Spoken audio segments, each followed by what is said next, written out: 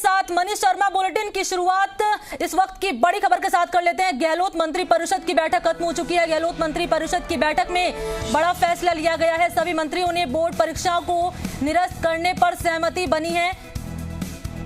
और चलिए सीधे लिए चलते हैं। गोविंद सिंह डोटासरा इस वक्त क्या कुछ कह रहे हैं, सुन लेते हैं। जितने प्रतिशत लॉकडाउन खुला है उसी हिसाब से टीचर्स को बुलाए जाएंगे और जब तक सार्वजनिक ट्रांसपोर्ट पूरी तरीके से नहीं खुल जाता है तब तक किसी भी टीचर को जो बाहर से आता है उसको वो शाला प्रधान उसको कंपेल नहीं कर सकता है, क्योंकि काफ़ी ऐसे टीचर हैं जो दूसरे डिस्ट्रिक्ट्स में रहते हैं।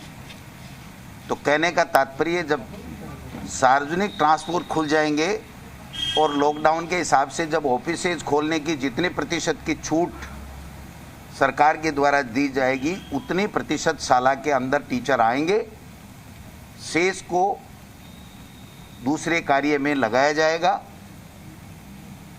इसलिए 10वीं और 12वीं की जो एग्ज़ाम्स कैंसिल की गई हैं उसके बारे में जल्दी हम मेथड तैयार करके और जो बच्चे पढ़े हैं उनका किस प्रकार से मार्किंग होगी 10वीं और 12वीं की वो तय करके, यानी सर ये परीक्षाएं नहीं होंगी, ये कैंसिल का मतलब यही माना? कैंसिल का मतलब ये है कि परीक्षाएं नहीं होंगी, लेकिन जैसे सीबीएसई ने ये कहा है कि अगर कोई बच्चे उससे हमारी मार्किंग से संतुष्ट नहीं होंगे तो फिर सामान्य स्थिति होने पर कोरोना खत्म होने के ऊपर उसके ऊपर विचार किया जा सकता है।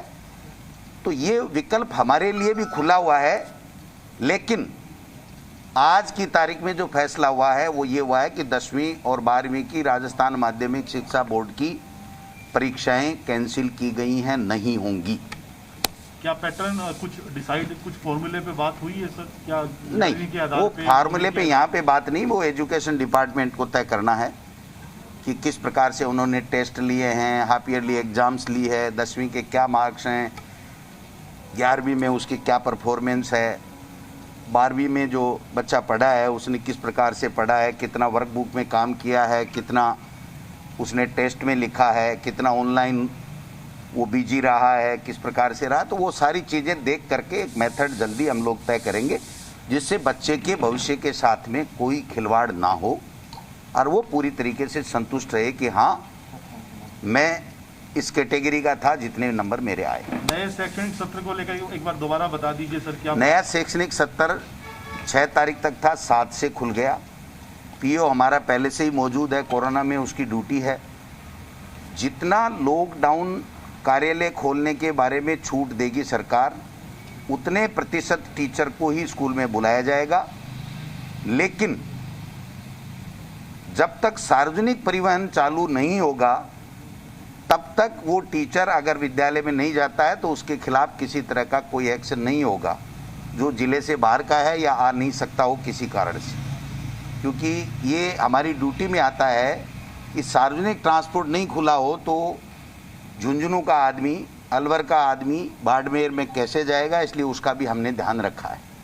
बाकी शेड्यूल हम लोग कल जारी कर देंगे कि उसको क्या क्या करना है, विद्यालय में कितने प्रतिशत को आना है, उनको बच्चों को किस प्रकार से जो स्माइल प्रोजेक्ट है उसके माध्यम से कैसे तैयार करना है, वर्कबुक कैसे तैयार करना है, उनका एडमिशन कैसे होना है, उनका प्रमोशन के जो बनाने हैं मार्कशीट वगैरह, प्रमाण पत्र बनाने हैं वो कैसे बनाने हैं, ये सारी चीज़ें कल हम लोग जारी कर देंगे। सर एक अनाथ बच्चों को भी सरकार उनका ध्यान रखेगी, इस पर भी चर्चा हुई है? बिल्कुल बिल्कुल, इस पर भी चर्चा हुई है और इसको विस्तार से प्रमुख शासन सचिव फाइनेंस को कहा गया है कि आप इसमें ढंग से तैयारी कीजिए, क्योंकि केंद्र ने जो पैकेज देने की बात की है वो बिल्कुल एक तरीके से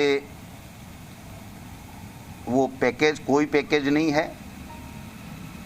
10 लाख रुपए की बात की है, लेकिन तब दिया जाएंगे तब वो 18 साल का हो जाएगा, यानी उसको आज की तारीख में कुछ नहीं मिल रहा।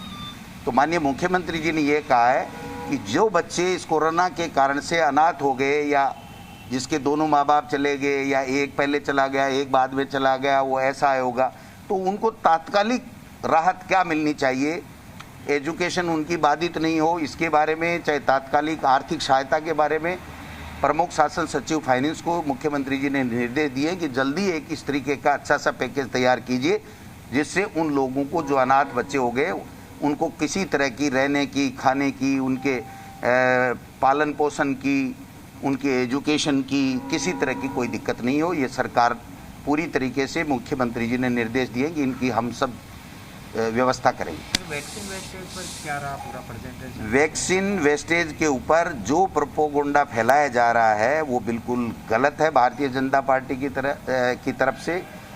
वो जब एक्सपोज हो गए कि उनकी वैक्सीनेशन देने की नीति गलत है, वैक्सीनेशन उपलब्ध नहीं करा पा रहे हैं, फ्री में वैक्सीनेशन देने की बात थी वो फ्री में दे नहीं रहे हैं, ग्लोबल टेंडर हो नहीं रहे हैं, ऐसे में केवल मात्र भ्रम फैलाने के लिए और सरकार को बदनाम करने के लिए बातें की जा रही हैं। जबकि स्वास्थ्य मंत्री जी ने पूरी तरीके से बता दिया कि जो केंद्र सरकार के वैक्सीनेशन वेस्ट होने के जो मैक्सिमम जो क्राइटेरिया है कि 10% तक वैक्सीनेशन खराब हो सकती है, वो कहीं भी नहीं हुई पूरे राजस्थान में। और पूरे देश में जितने भी राज्य हैं उनमें भी नीचे पायदान के ऊपर वेस्टेज कम होने वाले राज्यों में राजस्थान का नाम है।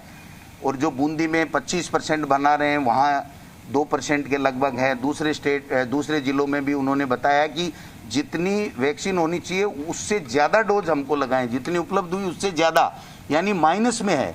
और वो कहीं 10% बता रहे हैं, कहीं 15% बता रहे हैं, कहीं 25% बता रहे हैं। तो जो मोदी जी वैक्सीन देने में विफल हो गए, जो भारतीय जनता पार्टी कोरोना संक्रमण में केंद्र की सरकार से किसी तरह की सहायता लाने में विफल हो गई, वो अब इस तरीके का भ्रमजाल फैला रही है जिससे कि उनको ये हो कि जो मोदी जी की बदनामी हो रही है वो कम हो। और भारतीय जनता पार्टी जो कहीं दिख नहीं रही थी इस कोरोना काल में लोगों की सेवा में, वो अपने आप को ये साबित करने में लगी हुई है कि देखो वैक्सीन थी, लेकिन 10 लाख का आंकड़ा कहाँ से लाए, वो कहाँ से लाए 10 लाख का आंकड़ा? कोई आंकड़ा नहीं है। तो मैं समझता हूँ कि ये सारा का सारा भ्रम फैलाया जा रहा है केंद्र के इशारे के ऊपर भारतीय जनता पार्टी के एमपीज, मंत्री और नेताओं के द्वारा। उसको हम लोग पूरे तरीके से खारिज करते हैं। और माननीय चिकित्सा मंत्री जी ने बाकायदा लिख के दिया है उनको, हर्षवर्धन जी को, जवाब कि ये है, आपने सार्वजनिक चिट्ठी की है इसलिए मैं भी सार्वजनिक कर रहा हूँ। उसका जवाब आज तक हर्षवर्धन जी की तरफ से नहीं है। कोरोना में सर शानदार प्रदर्शन किया है पूरे प्रशासन ने, लेकिन फिर भी कुछ प्रशासन अधिकारियों को लेकर मंत्रियों ने शिकायत की आज सीएम से, खासकर जयपुर कलेक्टर को लेकर। तो चर्चाएं सब तरह की चलती हैं, सब अच्छा भी कहता है, किसी के कोई लगता है कि भाई मेरी बात नहीं सुनी गई होगी तो उन्होंने कहा होगा, लेकिन इस तरह की बात कोई अलग से कोई बात नहीं है। अपने अपने जो वृतांत बताते हैं आदमी के साथ, मेरे साथ ये हुआ, मैं वहाँ गया, वहाँ अच्छा हुआ, वहाँ अच्छा काम कर रहे हैं, उन्होंने मेरा फ़ोन नहीं उठाया, उन्होंने उठाया, इस तरीके की बातें चलती हैं। लेकिन वैसे कोई इस तरह की कोई शिकायत नहीं थी। उनका ये था कि भाई मेरे फ़ोन नहीं उठाया या फ़ोन पे जवाब नहीं दे पाए। प्रताप सिंह खाचरियावास जी की बात ज़रूर आई थी। बाकी सब लोग एक ही स्वर में ये कह रहे थे कि सरकार ने और अधिकारियों ने सब ने अच्छा प्रबंधन किया है और उससे बौखला करके भारतीय जनता पार्टी जो वैक्सीन देने में विफल हो गई केंद्र की सरकार, उसको ध्यान डाइवर्ट करने के लिए इस तरीके की झूठी भ्रामक प्रचार कर रहे हैं। कुछ अनलॉक को लेकर कुछ तैयारियां सर आने वाले दिनों में, और कुछ पाबंदियां धीरे धीरे उसको लेकर कुछ बात हुई खुलने की? वो जैसे जैसे वो कमेटी बनी हुई है तो जैसे जैसे जरूरत होगी वैसे वैसे। या अभी भी एक बात ये भी आई थी कि सुबह 6 से लेकर के और 11 के बजाय उसको दिन में खोला जाए। एक जो खाद बीज की दुकानें थी उसके लिए भी दिन के लिए बात आई कि सब बैंक में काम होता है, तो मुख्यमंत्री जी ने कहा है कि इसको हम दिखवाएंगे। तो मैं समझता हूँ उसके ऊपर माननीय मुख्यमंत्री जी निर्णय लेंगे। सर आज मीटिंग से पहले प्रियंका जी ने आपसे और मुख्यमंत्री से अपील की थी इस परीक्षा को लेके। नहीं, मुख्यमंत्री जी का जो प्रियंका जी का ट्वीट है वो सभी राज्यों के मुख्यमंत्रियों और शिक्षा मंत्रियों से और पहले प्रधानमंत्री जी से था। तो निश्चित रूप से जो उनको लगा और जो जनता की भावना थी उसके मुताबिक ट्वीट किया, और उस ट्वीट को भी हमको प्रभावित किया उसने भी कि हमारी लीडर भी ये कह रही हैं, जनता भी ये कह रही है, अभिभावक भी ये कह रहे हैं। तो हमको भी आज मंत्रिमंडल में ये निर्णय किया कि भाई हम भी एग्जाम नहीं। कोरोना विदाई की तरफ केसेस कम हो रहे हैं तो संगठन में नियुक्ति आप लोग जिलाध्यक्ष तैयारी कर रहे हैं संगठन की? आज तो आई बात हुई, आज तो आई गिनी है यार, दूसरी और गिनी कुछ और थोड़ी सर, इसके अलावा आप ही बता दो बिना सवाल के। हैं, बिना सवाल कुछ और डिस्कशन कोई खास बात कुछ और रही हो? नहीं वो एकदम बहुत लंबी बैठक चली सर। वो तो कोरोना पे। तो अभी आपने सुना गोविंद सिंह डोटासरा को, जिन्होंने प्रेस कॉन्फ्रेंस करके साफ तौर पर यह कहा कि कोरोना का हवाला दिया है और कहा कि जो एग्जाम है वो रद्द कर दिए गए हैं छात्रों के, क्योंकि कोरोना के केसेस लगातार जो सामने आ रहे हैं उसके मद्देनजर